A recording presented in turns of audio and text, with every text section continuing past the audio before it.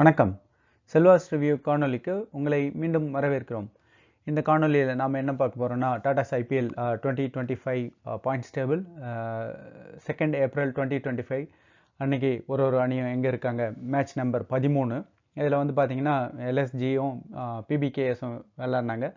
அதில் வந்து பஞ்சாப் கிங்ஸ் ஒரு அற்புதமான வெற்றியை அடைஞ்சிருக்காங்க. ஸோ 8 விக்கெட் வித்தியாசத்தில் வெற்றி பெற்றிருக்காங்க. இந்த போட்டிக்கு அப்புறம், போட்டி எண் 13க்கு அப்புறம் ஒரு அணியும் ஒரு ஐபிஎல் அணியும் எந்த இடத்துல இருக்காங்க அப்படின்னு சொல்லிட்டு பார்க்க போகிறோம்.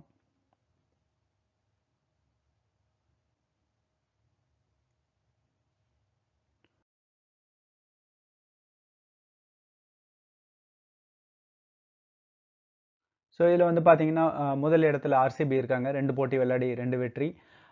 அதற்கு அடுத்து இரண்டாவது இடத்துல பஞ்சாப் கிங்ஸ் நேற்று அவங்க இரண்டாவது போட்டி விளையாடினாங்க. அதனோட வெற்றி மூலமாக 4 புள்ளிகள் பெற்று இரண்டாவது இடத்துல இருக்காங்க. மூன்றாவது இடத்துல டெல்லி கேபிட்டல்ஸ், அவங்களும் 2 போட்டி விளையாடி 2 வெற்றி 4 புள்ளிகளோட மூன்றாவது இடத்துல இருக்காங்க. நான்காவது இடத்துல குஜராத் டைட்டன்ஸ் 2 போட்டிகள் விளையாடி 1 வெற்றி 1 தோல்வி 2 புள்ளிகள் பெற்று இருக்காங்க. இன்றைக்கி வந்து அவங்க ஒரு போட்டி விளையாட போகிறாங்க ஆர்சிபியோட. ஸோ அதை பற்றின ப்ரிவியூவும் நம்ம பார்க்கலாம்.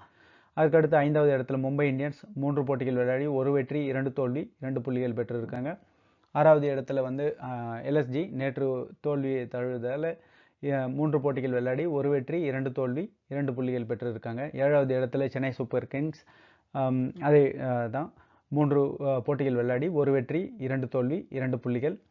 8வது இடத்துல வந்து சன்ரைசர்ஸ் ஹைதராபாத் 3 போட்டிகள் விளையாடி 1 வெற்றி 2 தோல்வி 2 புள்ளிகள். 9வது இடத்துல ராஜஸ்தான் ராயல்ஸ் இருக்காங்க, அவங்கள 3 போட்டி விளையாடி 1 வெற்றி 2 தோல்வி. கல்கட்டா நைட் ரைடர்ஸ் 10வது இடத்துல இருக்காங்க, அவங்களும் பார்த்தீங்கன்னா 3 போட்டிகள் விளையாடி 1 வெற்றி 2 தோல்வி 2 புள்ளிகள் மட்டுமே பெற்று இருக்காங்க.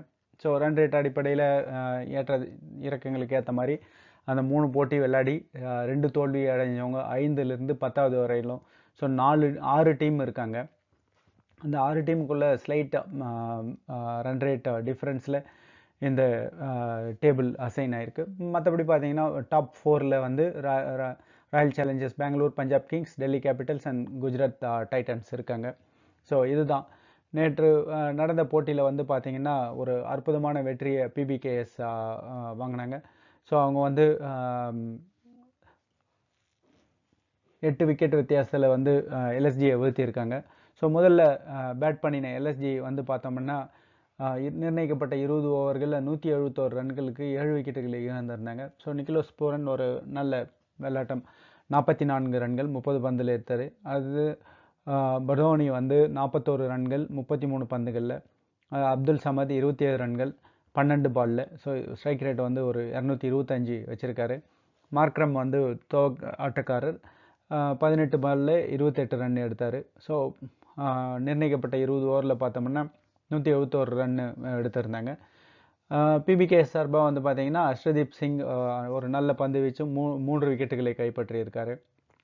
ஸோ அதால் அவங்களால ஈஸியாக ரெஸ்ட்ரிக்ட் பண்ண முடிஞ்சது. இதில் வந்து பார்த்திங்கன்னா மிச்சல் மார்ஷ், டக்கு, ரிஷப் பந்த் வந்து 2 ரன்னு தான் எடுத்திருக்காங்க. ஸோ இதுவும் கொஞ்சம் கான்ட்ரிபியூட் பண்ணினது அப்படின்னு தான் சொல்லணும், அவங்க ஸ்கோர் வந்து ஆக்சிலரேட் பண்ண முடியாமல் போனதுக்கு. அதற்கடுத்து தொடர்ந்து விளையாடின பஞ்சாப் கிங்ஸ் வந்து பார்த்திங்கன்னா 16.2 ஓவர்களில் வெற்றி இலக்கான 171 தாண்டி 177 2 விக்கெட்டுகள் மட்டுமே இழந்து எடுத்தாங்க. ஸோ இதனோட விளைவாக பார்த்தீங்கன்னா 8 விக்கெட்டுகள் வித்தியாசத்தில் பஞ்சாப் கிங்ஸ் ஒரு அற்புதமான வெற்றியை பெற்றாங்க.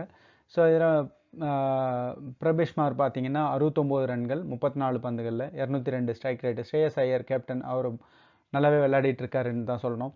52 ரன்கள் 30 பந்துகளில். அதுக்கடுத்தது நிஹல் வந்து 43 ரன்கள் 25 பந்துகளில். ஸோ 5 எக்ஸ்ட்ராஸ் 16.2 ஓவர்லேயே அடிச்சு முடிச்சிட்டாங்க இந்த ஸ்கோரு. ஸோ ஒரு நல்ல வெற்றி பஞ்சாப் கிங்ஸுக்கு. 2 போட்டிகள் விளையாடி 2லையுமே வெற்றி பெற்றிருக்காங்க.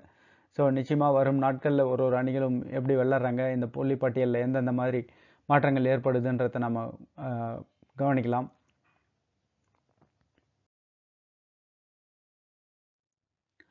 ஸோ இதில் வந்து பார்த்திங்கன்னா அடுத்ததாக நம்ம வந்து இன்னைக்கு போட்டி, இதில் வந்து ஆர்சிபியும் குஜராத் டைட்டன்ஸும் விளையாடுறாங்க, ராயல் சேலஞ்சர்ஸ் பெங்களூரும் ஜிடியும் விளையாடுறாங்க.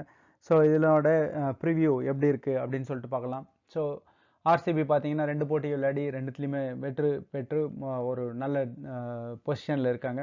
ஜிடியும் பார்த்தீங்கன்னா நல்லாவே விளையாடிட்டு இருக்காங்க. 2 போட்டி மட்டும்தான் விளையாடி இருக்காங்க. ஒரு வெற்றி ஒரு தோல்வி. ஸோ நிச்சயமாக இந்த போட்டியில் ஒரு வெற்றி பெறும் பட்சத்தில் அவங்களும் வந்து ஒரு காம்படிட்டிவாக தான் இருப்பாங்க. நல்லாவே விளையாடிட்டு இருக்காங்க அப்படின்னு தான் சொல்லணும். ஸோ ஸ்குவாட்ஸ் பார்த்துக்கலாம் எப்படி பொசிஷன் ஆகியிருக்காங்க அப்படின்னு. ஸோ ஆர்சிபி வந்து ரஜத் பட்டிதார் கேப்டனாக இருக்கார். ஜிதேஷ் சர்மா அவர் வந்து wicketkeeper. Phil Salt opening இறங்குறாரு கோலியோட. படிக்கல், லிவிங்ஸ்டன் இருக்கார். டிம் டேவிட், குருணால் பாண்டியா முதல் போட்டியில் அசத்தினார். புவனேஷ்குமார் இந்தியா கூட அசத்தின ஹேசல்வுட் இருக்கார். சாரி ஆர்சிபி வெர்சஸ் சிஎஸ்கேவோட அசத்தின ஹேசல்வுட் இருக்கார். ஸோ இந்த மாதிரி ஒரு நல்ல ஸ்ட்ராங் டீம் இருக்குது. நம்ம ஆல்ரெடி சொல்லியிருக்கோம் ஆண்டி ஃப்ளவர் ஹெட் கோச்சாக இருக்கார். நிச்சயமாக அவர் வந்து ஒரு இம்பேக்டை ஏற்படுத்துகிறாரு அப்படின்னு சொல்லிட்டு தான். தினேஷ் கார்த்திக் பார்த்தீங்கன்னா அவங்களோட பேட்டிங் கோச் மென்டராக இருக்கார் இந்த டைமை. ஸோ அதுவும் கொஞ்சம் கான்ட்ரிபியூட் பண்ணோம். லாஸ்ட் டைம்லாம் அவர் கொஞ்சம் ஃபைட் பண்ணிகிட்டு இருந்தார் டீமுக்காக. ஸோ ஜிடி அவங்க ஸ்குவாடு வந்து பார்த்தோம்னா Shubman Gill captain, Jos Buttler. So ஒரு அற்புதமான விக்கெட் கீப்பர்னு தான் சொல்லணும். அவர் மாதிரிலாம் இங்கிலாந்துக்கு கேப்டனாக இருக்கார். ப்ளஸ் செம்ம அடி பிச்சை எடுக்கிறாரு. சாய் சுதர்ஷன், ஷாருக் கான், ரதர்ஃபோர்ட் இருக்கார். Trivedi, Rashid Khan, Rabada, Sai Kishore, Siraj, Mohammed Siraj, Prasidh Krishna, Ishant Sharma, Washington Sundar, Glenn Phillips, New Zealand Glenn Phillips இருக்கார். லேம்ரோர் இருக்கார். ஸோ அந்த வகையில் அவங்கள பார்த்தீங்கன்னா ஒரு நல்ல ஸ்ட்ராங் டீமாக தான் வச்சிட்ருக்காங்க. அவங்களோட கோச்சிங் சைடு அப்படின்னு சொல்லிட்டு பார்த்தோம்னா ஆஷிஷ் நேரா ஹெட் கோச்சாக இருக்கார். விக்ரம் சோலங்கி அவரோட டைரக்டராக இருக்கார். அதுக்கடுத்து பிருத்வி பட்டேல் வந்து பார்த்திவ் பட்டேல் பேட்டிங் கோச்சாக இருக்கார். இந்தியா டீமுக்கு ஒரு ஓப்பனிங் பேட்டர் ப்ளஸ் விக்கெட் கீப்பராக ஒரு காலத்தில் இருந்தவர். ஸோ அவரும் இருக்கார். நிச்சயமாக ஒரு நல்ல போட்டியாக இருக்கும் இன்றைக்கி அப்படின்னு சொல்லிட்டு நாம் எதிர்பார்க்கலாம். இதனோட ரிவ்யூ எப்படி இருக்குது, இந்த போட்டியினோட ரிவ்யூ எப்படி இருக்குது அப்படின்றத நாளைக்கு பார்க்கலாம். இந்த காணொலி உங்களுக்கு பிடிச்சிருந்ததுன்னா லைக் பண்ணுங்கள், நண்பர்களோடு ஷேர் பண்ணுங்கள், இந்த சேனலுக்கு சப்ஸ்கிரைப் பண்ணுங்கள். காணொலி கண்டதுக்கு நன்றி. வணக்கம்.